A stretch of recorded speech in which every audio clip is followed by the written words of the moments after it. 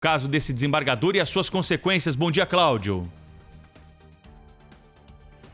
dia, Thaís Freitas. Bom dia, São Paulo.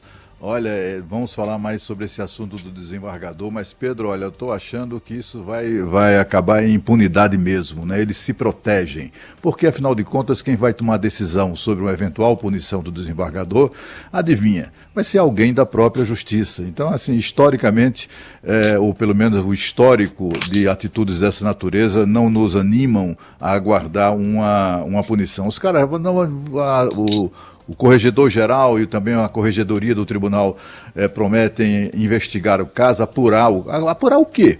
Está lá no vídeo, né? Está muito claro. Né? Para que as pessoas acreditem na seriedade de propósitos da justiça em relação a esse caso, esse desembargador tinha que ter sido ou tem que ser suspenso, afastado das suas atividades ainda hoje. Não tem esse negócio de apurar nada não, está lá no vídeo, muito claro. Não precisa de nenhuma outra prova, nenhuma outra circunstância, não há circunstâncias atenuantes para isso aí. Mas o meu destaque é outro. Eu quero começar com a pergunta: quem tem medo do fim do foro privilegiado? Pois olha, fiquem sabendo os nossos ouvintes que está mofando há mais de 18 meses na gaveta do presidente da Câmara dos Deputados, Rodrigo Maia, a proposta de emenda constitucional que acaba com o foro privilegiado. É aquele instituto que protege mais de 58 mil autoridades no Brasil, incluindo integrantes do Ministério Público. Há uma proposta do senador Álvaro Dias, que já foi aprovada no Senado, pronta para ser votada na Câmara dos Deputados e virar lei desde dezembro de 2018. Mas o Rodrigo Maia simplesmente não coloca isso em votação há 18 meses. Por decisão do Supremo Tribunal Federal, no caso dos políticos, o foro privilegiado está limitado aos crimes cometidos no exercício do cargo e em razão dele. Mas a proposta do senador Álvaro Dias, que já foi aprovada no Senado, restringe ainda mais o foro privilegiado a apenas 5 autoridades: o presidente da República, o vice-presidente da República, os presidentes da Câmara e do Senado e o presidente do Supremo Tribunal Federal. O que está por trás disso, dessa relutância do Rodrigo Maia de votar, é porque metade da Câmara, que está enrolada em safadezas, enrolada em diversos crimes e investigados ou foram investigados, eles não querem fortalecer, digamos assim, o juiz de primeiro grau, de primeira instância. Na verdade, o que eles temem é que o juiz de primeira instância mande eles para a cadeia. Então, o que eles querem é amenizar o que já foi aprovado no Senado, né? Eles querem amenizar na Câmara dos Deputados, no sentido de substituir eventuais medidas de prisão por medidas cautelares, como, por exemplo, ficar em casa, tornozeleira eletrônica, e eles querem simplesmente se livrar de punições mais severas. E aí eu termino esse comentário, como eu comecei, perguntando: quem tem medo do fim do foro privilegiado? Pois é, Cláudio Humberto. E enquanto isso, a gente vai olhando aqui, entendendo que é quase todo ali um mesmo sistema, não é? De relacionamentos, de pessoas que se acham acima da lei, de pessoas que esperam ter algum tipo de benefício pelas funções que já desempenharam. E aí a gente acaba juntando aqui os dois assuntos, né? O do desembargador, que ofendeu o Guarda Civil Metropolitano, teve uma atitude ali bizarra, né? Que vergonha alheia de assistir aquele vídeo. Meu Deus, e aí apareceu um outro vídeo, vocês viram, não é? Porque não foi um ato único, foi, na verdade, um comportamento repetido desse magistrado que, numa outra circunstância, já tinha humilhado os guardas civis metropolitanos também, porque ele se recusa a usar máscara e, numa nota oficial, disse o seguinte: julgo que isso é inconstitucional, como se ele fosse ministro do Supremo, ou como caso essa decisão estivesse na mão dele, o que evidentemente não está. Nós podemos achar o que nós quisermos sobre leis, sobre determinações, sobre o acerto ou não acerto das autoridades no combate à pandemia. O que a gente acha é uma questão nossa. Como a gente se comporta publicamente é outra coisa. E vamos combinar o seguinte, não é? Um desembargador, ele tem que ser o exemplo no cumprimento da lei. Não é? Perfeito. Como é que você vai ter um desembargador que julga ali, já em recurso, aquilo que foi decidido pelo juiz em primeiro grau, dizendo, mas essa lei aqui eu acho que não é boa, então eu não vou seguir. É o contrassenso do contrassenso. Mas a Maju Arruda Leite, que tem essa história direitinho para contar aqui em detalhes para os ouvintes da Rádio Bandeirantes, está ao vivo conosco hoje aqui na abertura do Jornal Gente. Muito bom dia, Maju. Oi, Thaís, um bom dia a você, bom dia a todos que nos acompanham aqui no Jornal Gente. É isso, foi o desembargador de Justiça Eduardo Almeida Prado Rocha de Siqueira que aparece em imagens humilhando um guarda civil municipal em Santos ao ser abordado caminhando na praia sem utilizar a máscara. A gente lembra, Thaís, que desde o dia 23 de abril há um decreto na cidade de Santos que obriga o uso de máscara e quem insiste em não utilizar esse equipamento de proteção individual, quem insiste em não cumprir essa determinação, mesmo após a abordagem dos agentes fiscais, está sujeito aí a uma multa no valor de R$100. Toda essa ação foi filmada pelos próprios fiscais e mostra a atitude desse desembargador do Tribunal de Justiça se recusando a utilizar a máscara. Bom, só poderia colocar a máscara, por favor? Olha, eu por Não, por favor, não, por favor. Mas por decreto eu sou obrigado a usar. decreto não é lei. Não, mas sou obrigado a usar. Irritado, Thaís, esse desembargador disse que poderia então receber essa multa, mas que rasgaria e jogaria na cara desse fiscal, assim como já havia feito em uma outra situação. Em tom de ameaça, então, ele liga para o secretário de Segurança Pública da cidade de Santos, Sérgio Delbel, o chefe da Guarda Civil Metropolitana. E no telefonema, ele xinga, esse fiscal de analfabeto. Delbel? Do desembargador Eduardo Siqueira. Povo bem, e o senhor, tudo calmo? Eu estou aqui com um analfabeto do PMC aqui, um rapaz. Ele falou que eu falei, vou ligar para ele, porque eu estou andando sem máscara, só estou eu na faixa de praia que eu estou. Ele está aqui fazendo uma multa e ele disse, então eu falei, olha, isso não tem... Eu expliquei de novo, eles não conseguem entender.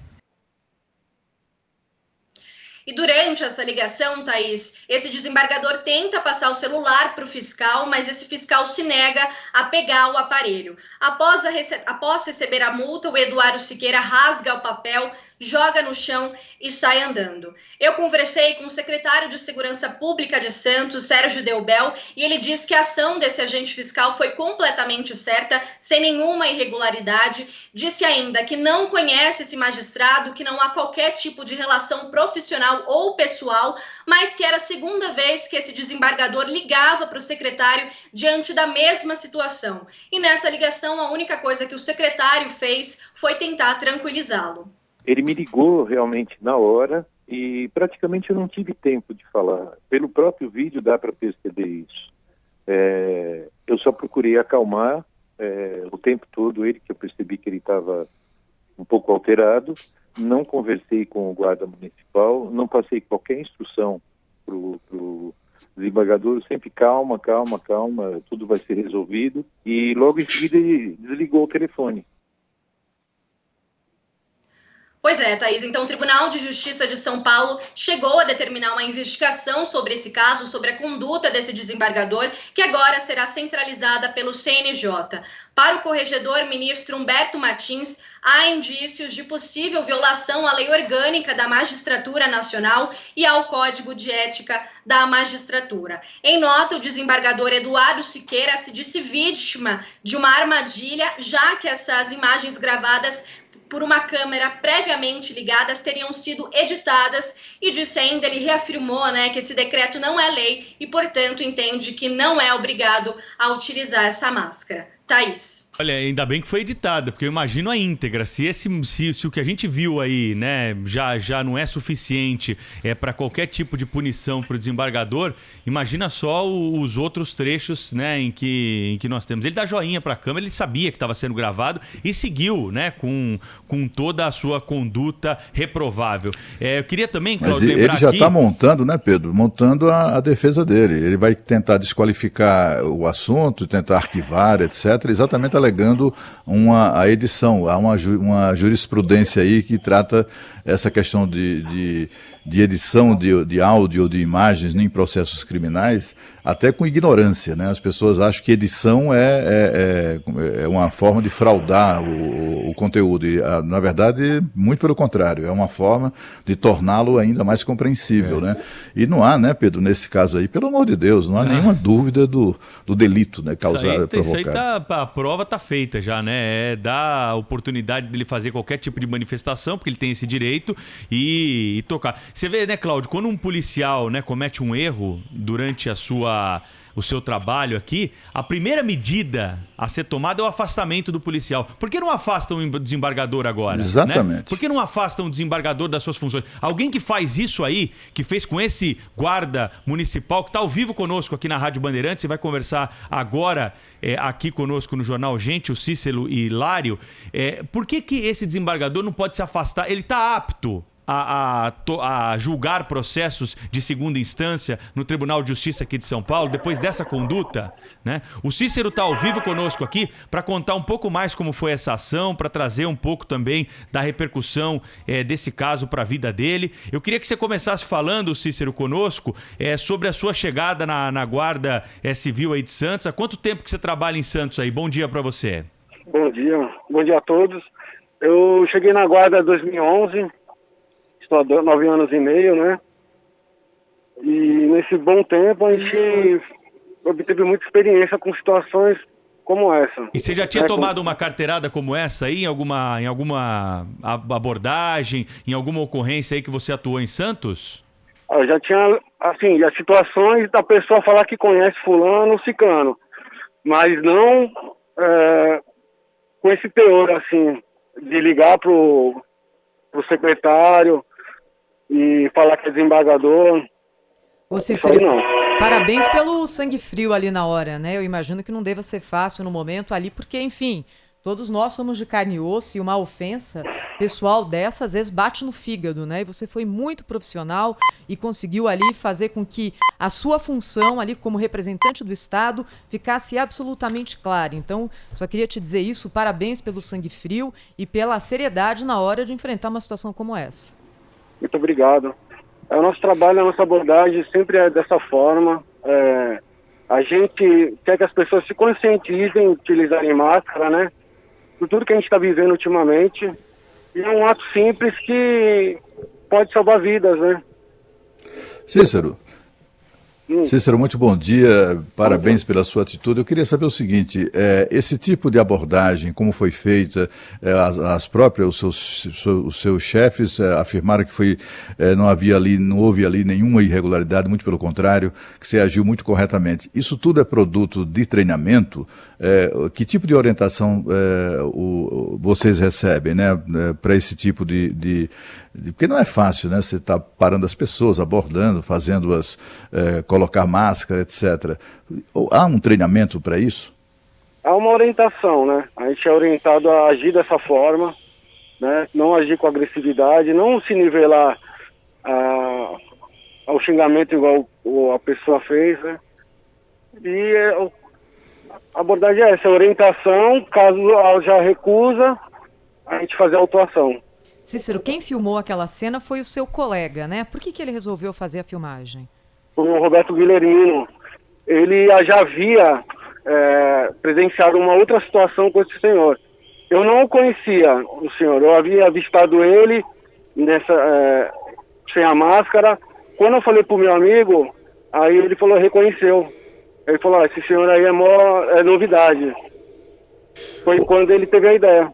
Ô Cícero, e qual foi a consequência para você, assim, o seu sentimento depois de passar com uma situação como essa, mensagens que você tem recebido aí, familiares que devem ter tido contato com a notícia, o que as pessoas próximas a você disseram aí depois de terem conhecimento que você participou dessa ocorrência? Então, inicialmente, quando eu cheguei na minha casa, foi muito triste, né? Pelo fato da minha filha, da minha esposa ter visto. E por elas não terem entendido, especialmente a minha filha. Ela não entendeu porque eu fui tratado daquela forma. Mas a posterior, depois da repercussão, das mensagens de carinho, hoje eu me sinto muito orgulhoso, porque eu estava fazendo o meu trabalho, apenas isso. E na sua opinião, qual que seria uma pena justa para esse desembargador? Não sei falar para o senhor. Eu acho que o que está acontecendo já é uma lição para ele, né?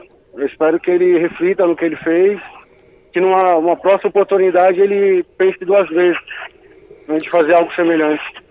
Ô Cícero, depois que aconteceu esse episódio, né, depois que você foi vítima da truculência, né, da estupidez desse sujeito, você acha mesmo que alguém nessas condições é um bom juiz? Assim, eu acho que eu não tenho gabarito para estar julgando isso, né? Eu não sei falar para o senhor se ele... Eu acho que ele tem mais um controle emocional, rapaz. No fim das contas, Cícero, a gente assistiu, não é, aqui várias vezes já esse momento em que ele se descontrola, usa o velho e bom, você não sabe com quem você está falando, você vai se dar mal de se mexer comigo, liga para o secretário Delbel, aí fala um monte de barbaridade para vocês, rasga a multa, joga no chão. No fim das contas, ele saiu sem máscara? Ou colocou? Não, ele saiu sem máscara. Ele estava sem máscara. Sim, mas depois de tudo isso, ele não colocou e foi embora. Ele seguiu sem, né? Ele saiu sem, mas eu autuei ele pelo descarte de um resíduo no chão. Em algum momento, Cícero, você temeu que isso aí pudesse criar para você uma situação delicada no seu trabalho? Porque é uma situação desconfortável, né? Quem já tomou uma carteirada na vida, e eu tenho certeza que os nossos ouvintes aqui podem já ter passado por uma circunstância parecida, né? Você fala, ixi, Maria, até onde eu posso ir aqui com isso? Será que de fato essa pessoa está ameaçando alguma coisa? E a gente tem família, tem conta para pagar, passa tudo isso pela cabeça, né? Em algum momento você temeu isso, Cícero? Não, porque no meu pensamento eu estava agindo correto. Então, mesmo com tudo que ele falou, eu não me intimidei. Ô Cícero, como é que foi a repercussão dentro da guarda aí de Santos, né? Você recebeu telefonema de superiores, alguém da prefeitura entrou em contato com você? Como que foi a repercussão dentro da corporação aí e da administração pública em Santos? Então, logo depois do fato, quando chegou ao conhecimento da minha chefia, a gente foi chamado via rádio, foi feito um agradecimento via rádio pra gente, para todos escutarem. Após isso, o comandante ligou pra gente, subcomandante, e ontem a gente fez uma live com o prefeito, onde ele agradeceu a nossa postura, o nosso trabalho. E ainda bem que tem esse recurso hoje, não é, Cícero, de que esses momentos possam ser registrados, né? Porque a gente fica pensando quanto disso já não aconteceu em circunstâncias tão diversas aqui no nosso país, e foram momentos que ficaram ali entre um e outro. E aquela questão, né, de é a minha palavra contra a sua. E agora, com essa possibilidade de que isso seja registrado também, fica muito claro o que aconteceu, né? Exatamente. Porque se eu contar isso para alguém, sem as filmagens, dificilmente essa pessoa vai acreditar, né? Esse vídeo aí que a gente está acompanhando aqui na Rádio Bandeirantes, e o desembargador disse que foi editado, ele foi editado mesmo, Cícero? Ou ele está na íntegra, você que participou da ocorrência? Não foi editado, não. Tudo que aconteceu está nos vídeos que está circulando. Bom, quero agradecer então ao Cícero Hilário, que é guarda municipal. Quer mais uma, Thaís? Eu só queria conferir uma coisa com o Cícero. Cícero, o desembargador, o Cláudio observou muito bem, não é? Já está ali indicando qual vai ser a linha de defesa dele na nota oficial que ele emitiu, dizendo que foi vítima de algum tipo de armação. Teve alguma armação, Cícero? Não, porque todo o decorrer da abordagem seguiu de forma natural. Quem desrespeitou foi ele que partiu para outro caminho, né? Cícero, obrigado pela entrevista ao vivo aqui. Acho que os nossos ouvintes aí tiraram todas as dúvidas sobre esse caso com o seu depoimento. Parabéns pela forma como você atuou dentro da lei aí nessa ocorrência, e continue seu trabalho aí, que você certamente só será cada vez mais valorizado em Santos na sua conduta de respeito à nossa legislação. Um grande abraço e bom trabalho, viu? Obrigado. Bom, Thaís, não preciso nem falar para você e para o Cláudio Humberto, eu estou acompanhando aqui o WhatsApp da Rádio Bandeirantes, a quantidade de mensagens que estão chegando sobre esse caso, né? E a gente pode colocar aqui para o nosso ouvinte, né? Alguns áudios da nossa audiência que está se manifestando a respeito desse assunto. Lembrando sempre o nosso WhatsApp, 99904-8756. Agora, o Cícero, né, Pedro, mostrando que é muito mais ponderado, muito mais... como é que eu diria, muito mais equilibrado do que o desembargador, né? Você vê que coisa, né? O Cícero seria certamente, se tivesse formação para isso, se tivesse passado no concurso, etc., ele certamente seria um juiz muito melhor do que muito mais esse justo, desembargador. né, Cláudio? Muito mais justo. E tem uma cena, Cláudio, você falou muito bem, porque às vezes a pessoa não tem oportunidade, mas tem ali a sua firmeza de caráter, não é? Tem uma outra cena, porque essa é a cena de ontem, não é? De sábado. Tem uma outra cena que já havia sido registrada também com esse mesmo desembargador, em que ele agride verbalmente a pessoa que estava tentando multá-lo, o guarda civil, e aí o guarda civil fala alguma coisa mais ou menos assim: puxa, a gente sabe que o senhor tem muito mais formação do que a gente, indicando que, então, por favor, né, cumpra aqui é o que a gente está pedindo e coloque a máscara. E aí ele fala assim: tenho mesmo. Óbvio, ele fala óbvio. Óbvio, e começa a falar em francês. Deus do céu. Meu Olha, Deus. Assim, Cláudio, a gente tem que cobrar, não é? Para que esse caso aqui não caia no esquecimento, não é? Só uma nota oficial do CNJ, do Tribunal de Justiça de São Paulo, já sinalizam alguma coisa, mas não são suficientes.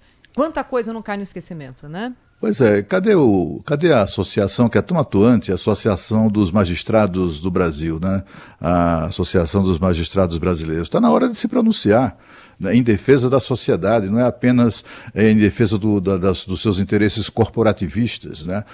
Isso é uma coisa que esse episódio depõe contra a própria atividade da magistratura. É o que disse o corregedor-geral do Conselho Nacional de Justiça, o ministro Humberto Martins. Há indícios nada, né? Há um flagrante, né, de desrespeito à lei da magistratura, né? É um flagrante desrespeito ao Código de Ética da Magistratura. É flagrante, claro, né? Esse sujeito, me desculpe usar essa expressão sujeito, mas assim, eu não consigo, como é que eu diria, falar com respeito com alguém que age dessa maneira, de maneira tão irresponsável como cidadão, sendo um desembargador do Tribunal de Justiça de São Paulo, age de maneira irresponsável, né? Porque afinal de contas está contribuindo ou não está colaborando nessa guerra contra a pandemia do Covid-19, portanto é uma atitude irresponsável e é também uma atitude absolutamente inaceitável para um homem que lida com as leis o tempo todo, né? Que as utiliza para julgar outras pessoas, né? Que decide sobre a vida e até sobre a morte dos personagens, né? Ou das partes do processo que julga. Sabe, é apavorante imaginar que no Tribunal de Justiça de São Paulo tem gente dessa natureza, né? Gente que pensa e age dessa forma. Como é que todas as idiosincrasias, idiotices e irresponsabilidades, leviandades e falta de compromisso com o bem comum não estarão influenciando as decisões de um magistrado com essa atitude, não é? É por isso que eu acho que ele tinha que ser afastado, né, Pedro, Thaís? Imediatamente. Cláudio, e não vem com essa de aposentadoria compulsória, hein? Já vou adiantar aqui. Se aposentar o sujeito compulsoriamente é pagar o salário para ele não trabalhar, que é a punição máxima que nós temos hoje para magistrados no país, né? E ele precisa sofrer uma sanção muito maior do que essa. Então o Conselho Nacional de Justiça, a quem eu confio mais até do que no Tribunal de Justiça de São Paulo, pela atitude corporativista, né, que sempre tem com esses casos, é que o Conselho Nacional de Justiça dê um exemplo para a sociedade brasileira e mostre que acabou essa história da história do você sabe com quem está falando e essas carteiradas todas. Tem que acabar com essa história de juiz achar que é Deus e desembargador ter certeza, né? Bom, tem ouvinte nosso aqui. Vai, Cláudio. Sim, vamos. Não, é só para lembrar a questão do foro privilegiado, né?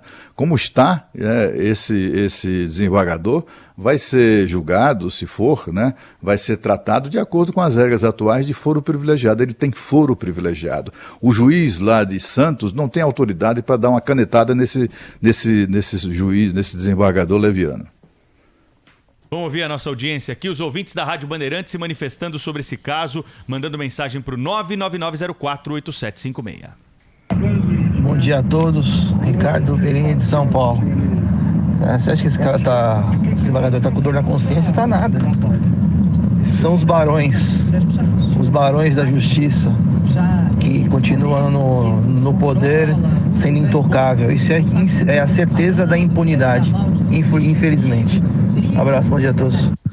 Bom dia, Thaís. Longe de estar desejando mal para uma pessoa, né? Mas eu queria ver esse desembargador dar uma carteirada no Covid. Esse eu pagaria para ver, viu? Vamos ver se ele é tão bom assim. Abraços, Antônio Mia. Bom dia a todos da mesa, bom dia aos ouvintes da Rádio Bandeirantes, Jornal Gente. Lamentável a postura desse senhor, desse cidadão, desse indivíduo despreparado, desqualificado. Para você ver, o nível de formação não quer dizer a qualificação de uma pessoa, né? E ele saiu no final das contas sem a multa e sem a máscara. É lamentável. Bom dia a todos. Pois é, e ali eu queria aproveitar que a gente colocou os ouvintes no ar aqui e agradecer aos milhares de ouvintes que nos últimos dias têm mandado aqui mensagens carinhosas, mensagens para a família do José Paulo de Andrade, mensagens falando sobre o quanto o Zé vai fazer falta para todos nós. Queria agradecer muito a todos que participaram e vão continuar participando, falando a respeito disso. Todas essas mensagens vão chegar às mãos da família do José Paulo de Andrade.